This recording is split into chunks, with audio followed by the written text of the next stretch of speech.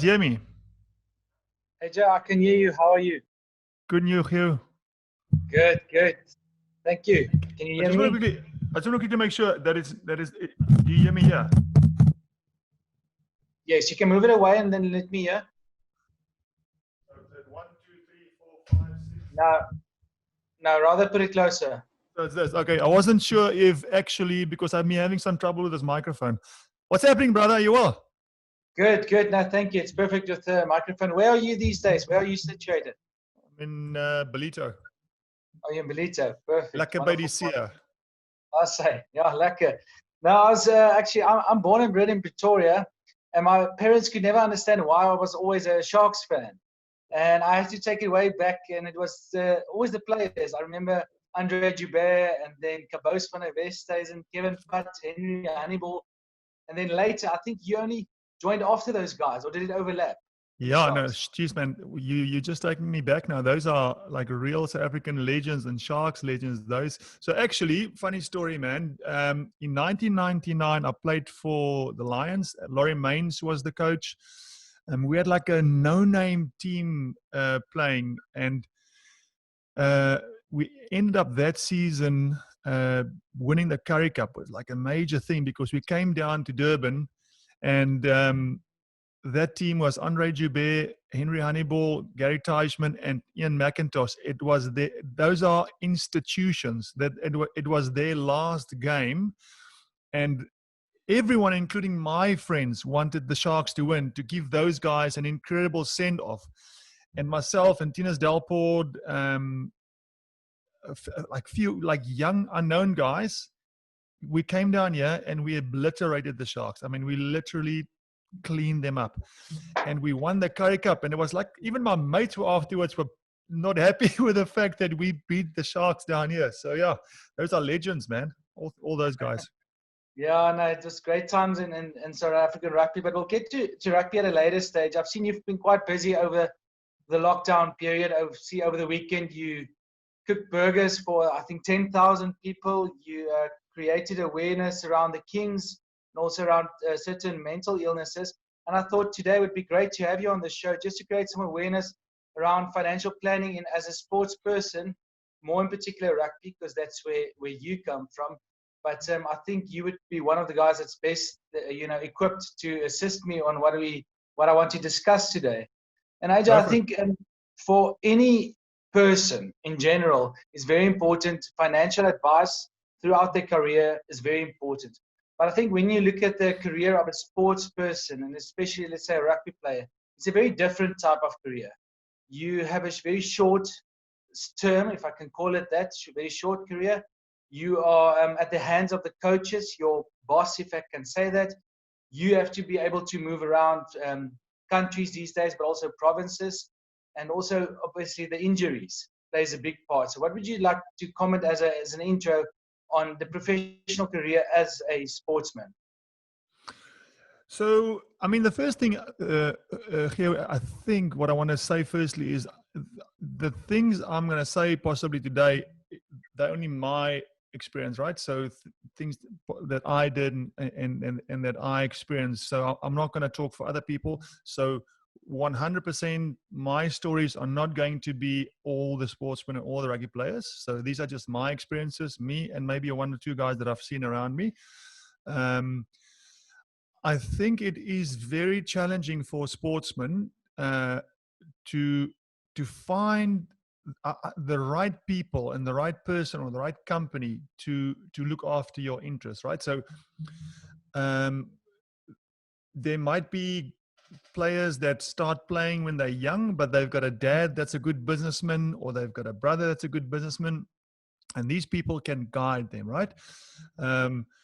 You might also get on the flip side guys that start playing at 19 years old, and at 20 he earns 70,000 rand a month, and he doesn't have someone that's strong enough in his family, a brother, a sister, dad, mother, that'll say to him, listen, it's important to take that 70 and make sure that you spend X on a property, X on a car, X on this, X on that, and let's look after the rest, and let's get someone that's going to look after your money. So these are the facts, right? So there's going to be guys that going to be fine, and there are going to be guys that are going to be challenged, right? In my career, I was always, I mean, I'm a strong character, and as much as my mom and dad wanted me to save, I was living a good life, right? It's very difficult when you're young and when you start earning money, not to not live to that value, right? So if you earn 100,000 rand, for a lot of people, it's hard not to live to that money, you know? And so for me, there was a time in my career when I didn't understand that. To the latter half of my career, I realized, all of a sudden you realize, oh, hang on a bit, I am getting older. I am not going to play till I'm 40 years old. And so all of a sudden things change. And where for me, where I'm saying always thank you, is that I played till I was 35. So I had time when I say recover, to fix that. So I think, no yeah, doubt. before you continue, so you said something very important there about having a strong person that can guide you, not just a person. Because I think information is there. People kind of know that, they kind of know they should have it. But like you said, as a youngster, there's the influence these days of social media. But I mean, the players around you, and you want to measure yourself. You kind of measure yourself. So, like I said, if you don't have not any person, a very strong person that can really guide you and make sure that he's got the best intentions for you. That's the problem. No, 100%. That is, and for those guys that have it, so man, great stuff. Great for them. Yeah, it definitely is a big thing that. Yes, and then I mean, as you, like you say, you're at a later stage in your career, you maybe realize that. Was there a certain point or something that clicked, or was it just because you realized, okay, now you're more mature as a person, you see, the things that you bought when you was younger, it's not really that important in life? Do you think it's just a natural progression of gaining maturity, or was there someone that played a big role for you? What For advice can you me, give to those younger guys? yeah. For me, I don't know if you remember 2008. 2008 was a a lot of young kids won't remember 2008, but I mean, it was a big watershed moment in the world. I mean, to the extent of COVID right now. So before 2008, I mean, you could literally, in this place I'm living in Zambiti, you could have walked in here, say, I want to buy 2 properties, and the bank would give you 100% and 10% loan, right? It was crazy. And so I was in that. I bought 2 or 3 pieces of land, dead land. And when 2008 came, I realized, oh, hang on a bit. This is not as easy as it was for the last few years. So for me, 2008 was a big thing. I kind of realized a bit, I've got to really make sure that your finances are sorted. That really, in my mind, just opened it and said, okay, just look a bit deeper into this thing. So that was my personal stop that got me back to thinking properly about money. Yes, and I think hopefully something like the COVID era, and I see it just with a lot of clients, not just sportsmen, they realized we always hear we need this emergency fund, or we need to put money away, and it's not really, why, they don't really know why. And I think COVID just made us realize, a lot of rugby players had to take salary cuts, or not get any salary at all. So I think this made people realize, and hopefully we can turn this into good and make sure that a lot of people realize that in this sense as well. How did you guys go over COVID now? I mean, well done on your office in the Cape. That's awesome. I mean, there's a few places you want to live in South Africa, and Cape Town is obviously one of them. It's not a bad place to open an office. How's that been going? Yes, it's been going well. Yeah, so I always had this vision. Like I said, I was born and bred Pretoria, and I always, a few years ago, I had this vision. I want to come to Cape Town, and we wanted to open an office in the Cape Town as well. And we didn't know really who's going to open the office, when are we going to open it. And then the main reason I actually moved down was because I met someone in Cape Town. So it was more for love coming down and for business, but everything worked out just so well. So things are going actually very, very good. And I think because of COVID actually assisted me with these type of Zoom sessions. I think the younger people, the millennials, they don't mind meetings like this, they realize it saves us time, it saves us transport costs. So, we just go on as normal, basically. Yeah, your dad and them still in Pretoria? Yes, they're still in Pretoria. I'm actually flying down in 2 days' time too. So I'm still there, still seeing clients that side. and then based here in Stellenbosch in Cape Town. Just interesting. How did you guys find? I mean, you just mentioned meetings now. People don't mind meeting like this. Have you guys found that, in particular, the way you meet with clients, has it gone back to normal for you guys, or has some of it stayed online like this? I think it depends from person to person, but I think a lot of people actually prefer this now. Like I say, I think it's more generational thing. The younger people don't mind this. They don't mind it. I must say it's difficult to meet new people, completely new people because of networking, etc. So it's mostly word of mouth still and referrals. Then you meet someone. Then these meetings are perfect. It's very quick. It's 30 minutes, 40 minutes, and you don't have to drive somewhere. And I think It's amazing. I read this article the other day. It said it's for your brain, for you and for our brains, it's more tiring having meetings like this, and they explained why. One of the things are, if I see you in person, I read your body, I read what you say, I mean your face, I read what you say, but I also read your body language. I can see how you sit. Is your legs crossed? Do you cross your arms? I can pick up if you're relaxed or tense. Now in this kind of meeting, it's a flat 2D vision. I can't see the rest of your body. And they say the brain is just so, it's using so much energy trying to figure out what is going on there, and sometimes there's more than one person, right? So they say I thought that was bloody incredible. Things change so dramatically these days. Yes, and it's a lot less small talk, or in a good sense, there's not. We don't get to know the people in a personal sense as well, because yes, we ask one or two questions to break the ice, but then it's immediately over to business. So we find it's a bit of a different relationship. Some people like it, other people still like it old school, but you have to adapt. And I think taking it back to sports as well, I think that's one thing we have to adapt.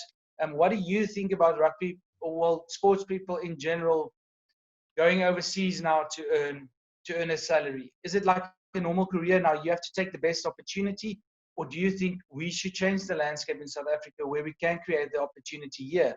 I think if you can just touch on that about moving offshore for your career. I mean, if I'm a young kid or a player that gets the opportunity to go, you gotta go, man. I mean, certain players that play at national level, and again, I'm a little bit distant from sport and the contracts these days, but it probably didn't change too much. If you're a Springbok player or a national player, and in particular at some level in the Springbok side, you can earn quite a lot of money, but it doesn't come close to the overseas contracts. If you are not in that national section, I mean, you can make so much more than you make in South Africa. So it is very unfortunate for us as a country and sport, but I don't know. I mean, this is your game. You would know whenever the exchange rate are going to kind of improve that way. I don't know if it is going to ever in our lifetime. I don't know. But I mean, if you're a young kid in this country and you are blessed with an ability to play sport at that level, man, like you said before, you're lucky if you play till you're 30. You're lucky if you play 5 or 6 years at professional level.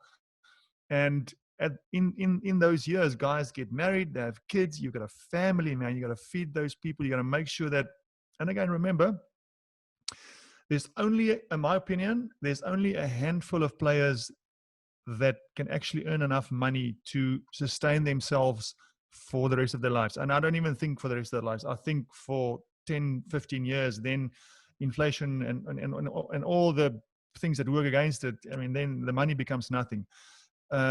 So if you are a player in that tier, I wish the guys luck. I say make as much money as you can, make pounds, make dollars, go to France, even try and get your passport so that, if you want to come back one day, at least you've got something back there. These are great opportunities for South African sportsmen. So for me, it is sad for our country. It is sad for the national side, right? We're losing so many talented players. But I mean, I think I think we'll all do the same, right? We'll all look after ourselves, look after our families, look after our future. So I wish them luck. Yes, no, I agree. And I work with a lot of young doctors, after they studied 6 years, now they start working. And then a lot of them are also in a similar situation. Should I go overseas? I've got so much opportunities in Canada or in the Netherlands, etc. And I say, by all means go. And it's not necessarily because you're negative about South Africa. I think they can go there, earn good money for a couple of years, maybe specialize there, or maybe, like you say, as a rugby player, you know, earn those pounds, educate yourself, and maybe then you come back and then you bring money back to South Africa, you bring knowledge back to South Africa. And I think that's, we as South Africans see it as a very negative context. People are just, fleeing the country because they're negative. I don't really see it that way as well. And I think if you look at a lot of countries in Europe as well, the younger people also want to go and get experience in another country. It's not necessarily because you're only negative. But if there's other opportunities out there, why not? And especially sports person people, like you Yeah. say, they have to use the time given to them. You know what? This is something a little bit different to what we're talking about now, but something brought to my attention, my mind now when something you said. I mean, you didn't go to the army. I would imagine you didn't go to the army. No. Right. So I went to the army, and I was the last year of compulsory intake. And I hated the army, right? Let's be honest, I hated it. But I look back at the army, and I wish that we could. Look, the army, our military is not working to its full potential, right? We know what's going on. We don't have good leadership, etc., etc. I just wish that we could have a military that's working properly, so that you can have something like a national year of service. And I think it might be Greece. I might be wrong with this, but I think it's Greece, one of these countries. They've all got Israel. They've got a year military service for girls and guys. So you've got to go. If you don't want to go to the military, that's fine. Then you've got to go study. And when you've finished with your studying, you still don't have to go to the military if you don't want to, but you've got to do a year of your trade. So if you're a draftsman, or if you're an architect, if you're a doctor, engineer, doesn't matter. For 1 year, you give back to your country. Now, think about that. If we've got all these guys coming, firstly, the ones that do the military, it's great.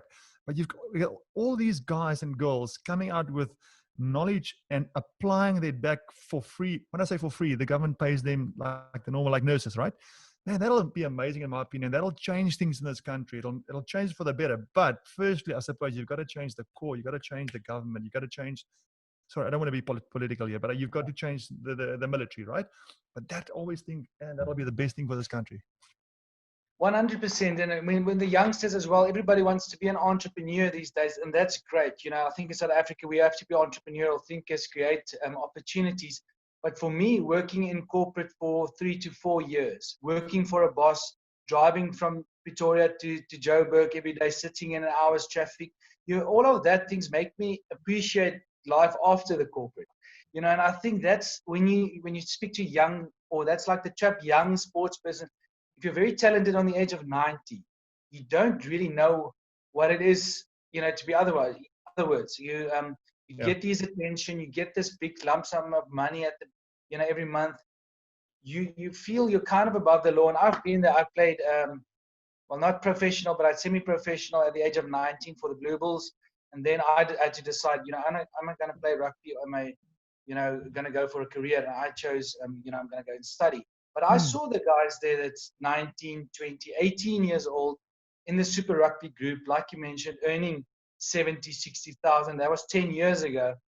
It's, for them to be able to use that money in a good way is very difficult, because they don't know of anything else. And I think what you just said is so important. Yeah. No, 100%. It is tough. It is tough. And that's, again, comes back to, do they have someone around? And man, there's a big thing about rugby agents as well.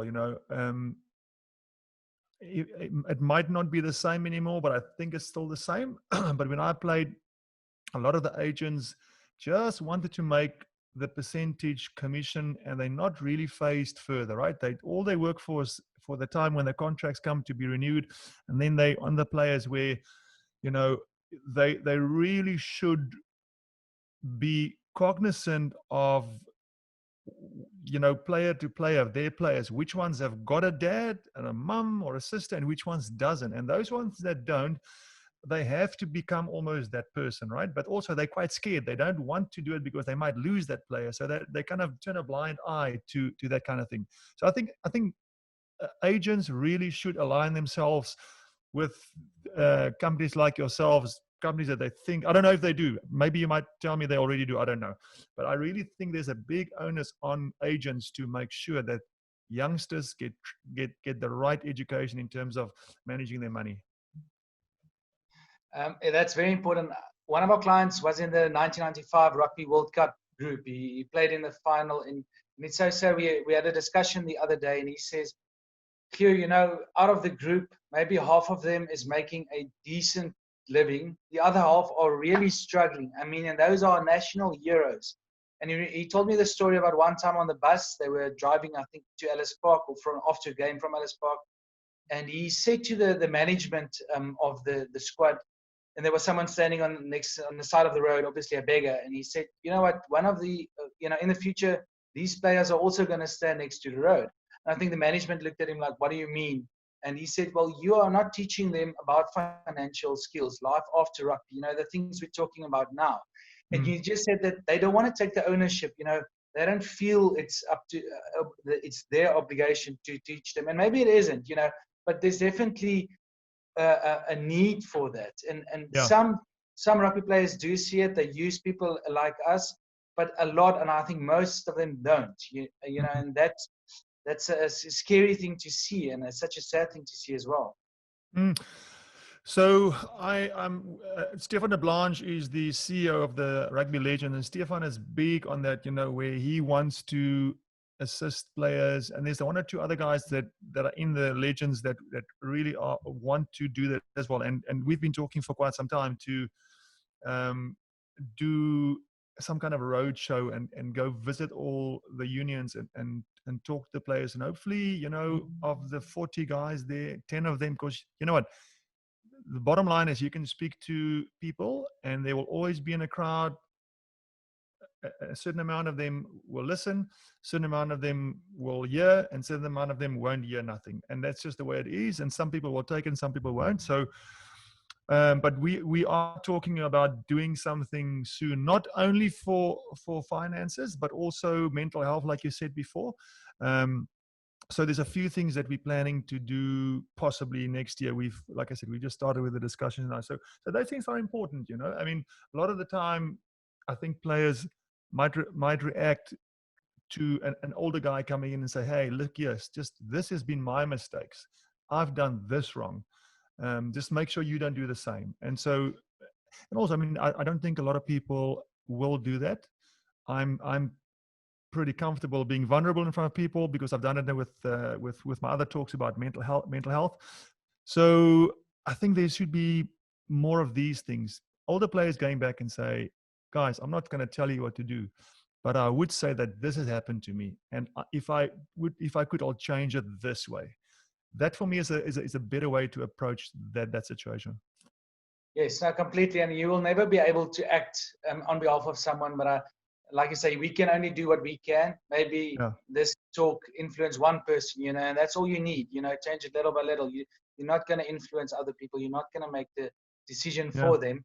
For sure. But maybe one of the reasons, maybe as well, is, and it's something that's also in our industry. You do get the people that take chances, and I think if we talk scams or I remember I was playing golf about 4 years ago with the Lions rugby team. We were in Sun City. We played golf with them.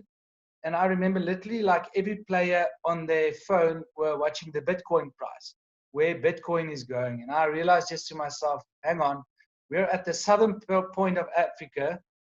All of these rugby players, which to be in all fairness, that they don't know a lot about finance in general, but Bitcoin as well. I don't know a lot about Bitcoin because it's very very technical. Yet all of them were putting quite large sum amounts in this thing called Bitcoin. So we're not going to go into much detail about Bitcoin, but scams in general. And I think I've heard a lot of stories. I've heard some terrible stories. I'm not sure if you've got one or two examples of scams or people that fell for these kind of things. Mm. I don't, to be honest with you, personally, but like you, I've seen them. Bitcoin in particular.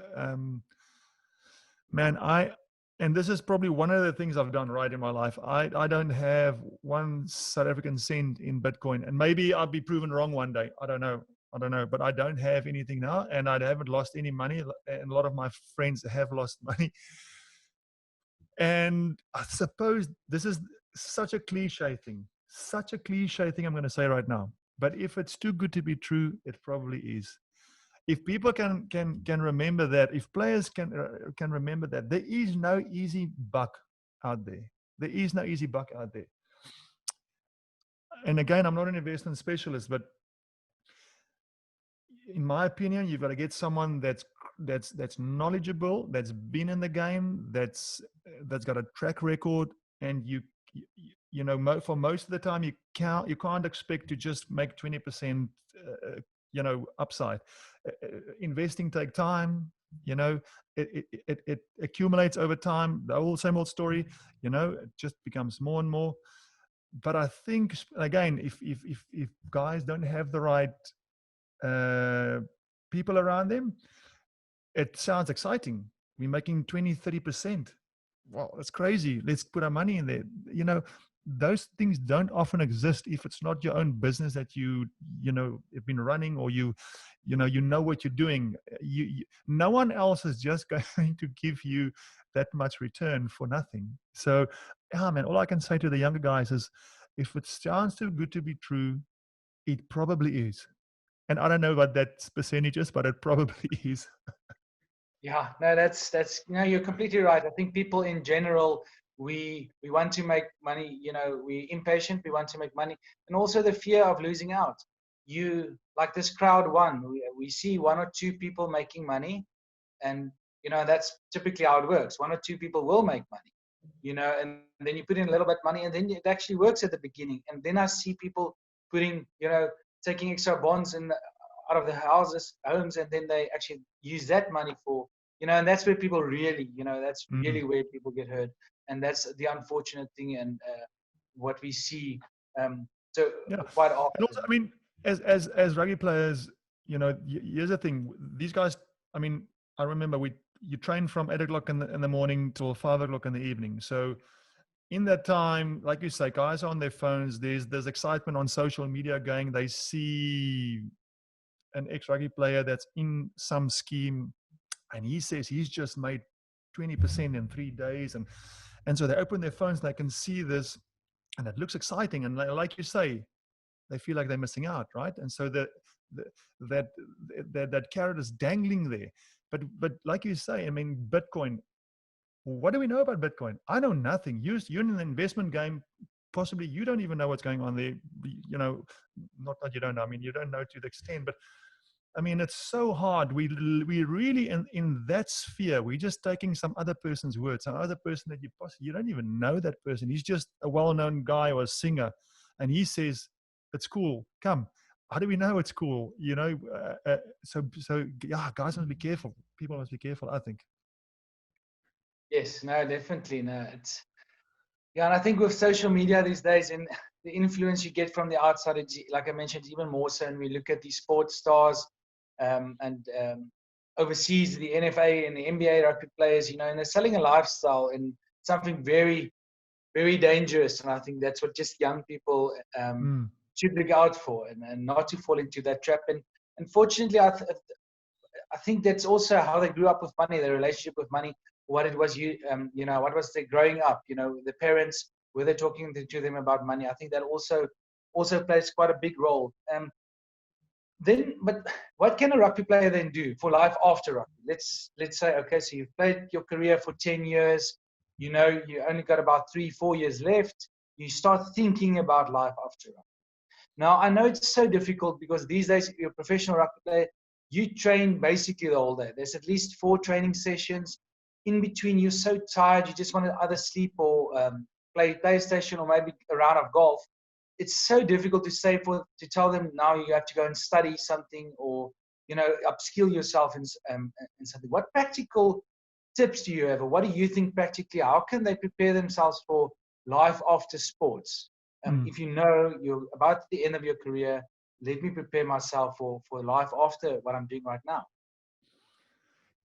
So it's a good question and a difficult one to answer, but I'll again just share my personal feelings around it. So the the first thing is you've mentioned there, guys, girls have got to keep upskilling themselves. Technology is improving so fast, or knowledge, the availability for knowledge is increasing so fast that if you don't improve every day with learning new things on whatever it is, your trade, the thing that you like, if you're just going to sit and watch TV, play rugby, you are literally staying behind. If you learn quite a lot every day, you're just going to stay with other people. But if you get yourself to really learn a lot and study a lot, only then do you go past the rest of the people. So if you do nothing, you are literally stagnating. So guys have and girls, they've got to keep on improving knowledge, learning about life, staying with people around you, staying with the trend. And I would say, in terms of money and investing, if you start playing, if you're 19 and you got your first contract of 10,000 rand, don't think you're going to start saving when you earn 100,000 rand. Start saving when you earn your first salary. From there on, decide, okay, from this 10,000 or 5,000 or 1,000 rand, doesn't matter the size of this value, this is the percentage I'm going to stick with. And go to someone that understands money and life and investment, and say, okay, out of this 10 rand, X is going to my house, X is going to the car, X is going savings, and stick with that. Don't think if you don't start here, you're going to start doing it here, because when you get here, there's more exciting things to buy and going on. So make sure that the day that you start earning money, make sure that your savings and your spending is in place. That's the best thing I can say to Yeah. guys. That's such an important point. And I think, like you mentioned, people postpone it down the road. They procrastinate. One day when I earn X amount, then I will do it. And I had read this book. It's a very short book, The Richest Man in Babylon. And they went and asked the richest man, how do you manage your money? What do you do with your money? And he just said, it's simple. Look at your income, regardless of what the number is. Look at your income as 10 eggs. You have 10 eggs in a basket, right? So 2 of those eggs, you go and pay off your loan, whether that be your car, your home, or any credit card debt. Make sure 2 eggs goes, you don't want any debt in the long term. 1 egg, you invest, put away, make sure that grow for you. And you only live off the 7. And I think if you, from the first salary, and that's also what I tell people all the time, make sure you use your money wisely from the beginning, from your first salary. If that's 1,000 rand or that's 100,000 rand, make sure you stick to that rule. And we can also enjoy life. I tell young people, life is there to enjoy. You can spend on nice things. You need to sacrifice. Know what you want to spend on. Some people like expensive cars, but then they need to know they're going to give up something else, maybe to travel or to go and eat out a lot. But know what you want to spend on. Stick to paying off your loan, investing, and then live off the rest. There's still life to enjoy.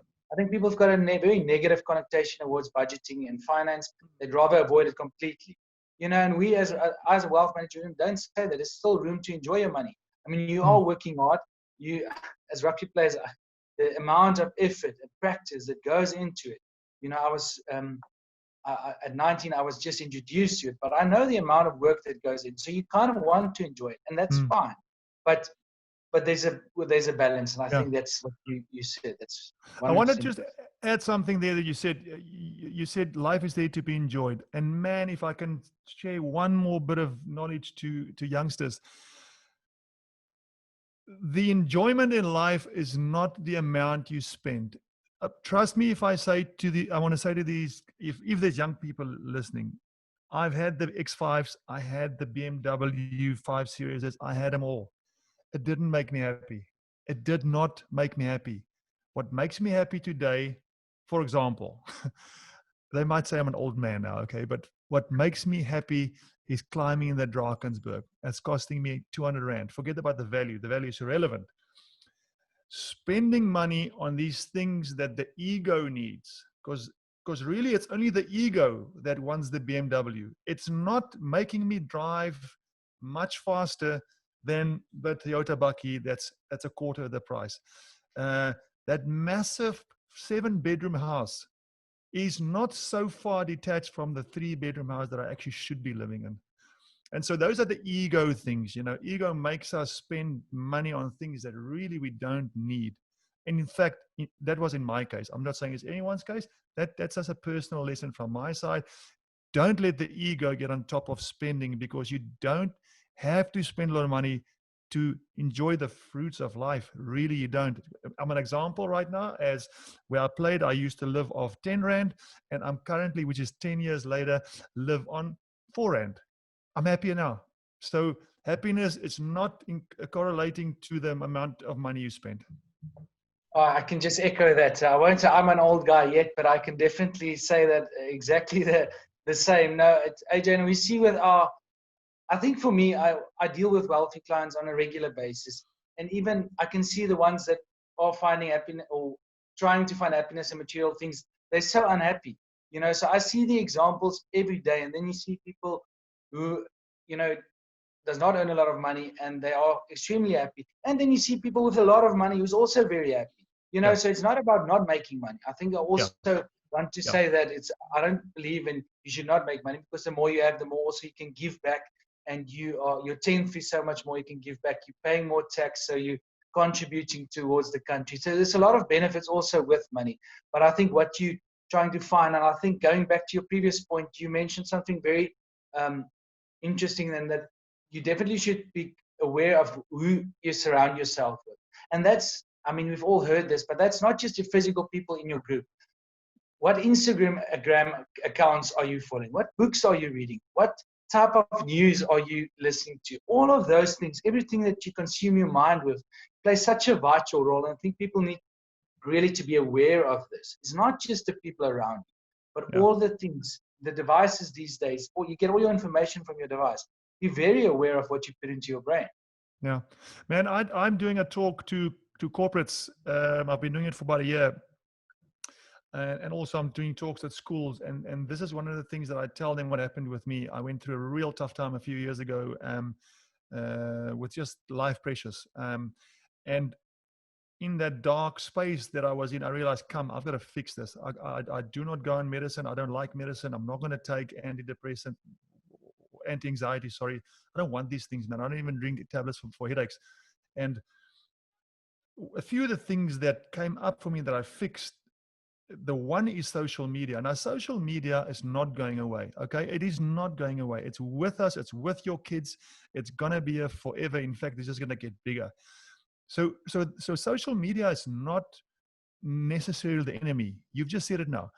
What do you follow and who do you follow? So for a long time, I had a lot of people, friends, pages that I followed that was really negative. And when I wake up in the morning and I open this thing, and so it just keeps on scrolling over your feed, right? And subliminally, it's negative. And I realized I can't anymore. And for a year, I call it rinsing my social media, where I literally started deleting and unfollowing, pages, et cetera, et cetera. So it's a big thing. Control your social media. Such an important thing. And you can really start small by something like you said, just deleting a couple of pages, not paying attention to your phone the first thing in the morning.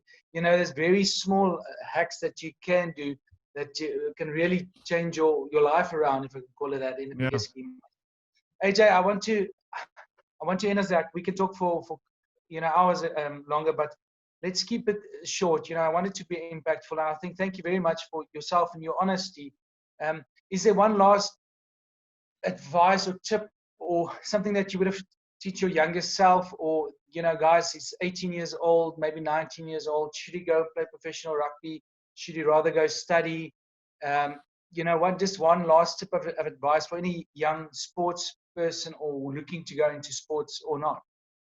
Absolutely, man. If I always say, if you love something, do it. Whether that is becoming an accountant, whether it's becoming a rugby player or a badminton player, doesn't matter what it is. If you love that thing, you go for it as hard as you can, and you don't let anyone tell you different. Make